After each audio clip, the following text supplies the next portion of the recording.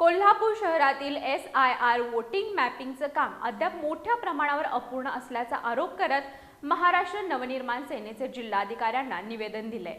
उर्वरित मॅपिंगचं काम पूर्ण करण्यासाठी 90 दिवसांची मुदतवाढ द्यावी अशी मागणी मनसेने केली असून तीव्र आंदोलनाचा इशारा देण्यात आलाय।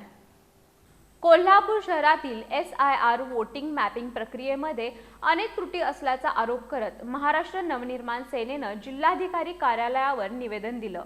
मनसेच्या म्हणण्यानुसार कोल्हापूर शहराची लोकसंख्या मोठी असल्यानं मतदारसंघही विस्तृत आहेत, मात्र BLOवर मुख्यालयातील कामाचा अतिरिक्त ताण असल्यानं निवडणूक आयोगानं दिलेल्या मुदतीत काम पूर्ण होणं शक्य नसल्याचं निवेदनात नमूद करण्यात आलंय। सध्या शहरातील केवळ 50 ते 60% मॅपिंगचे काम पूर्ण झालं असून उर्वरित 40% काम बाकी असल्याचा दावा मनसेनं केलाय। उरलेल्या 4 दिवसात हे काम पूर्ण होणं शक्य नसल्यानं अनेक मतदार मतदानांपासून वंचित राहू शकतात अशी भीती व्यक्त करण्यात आली। एकाच घरात 2 BLO सर्व्हेसाठी जात असल्यानं वेळ वाया जात असल्याचा आरोप करत कामामध्ये अनियमितता होत असल्याचंही मनसेनं म्हटलंय।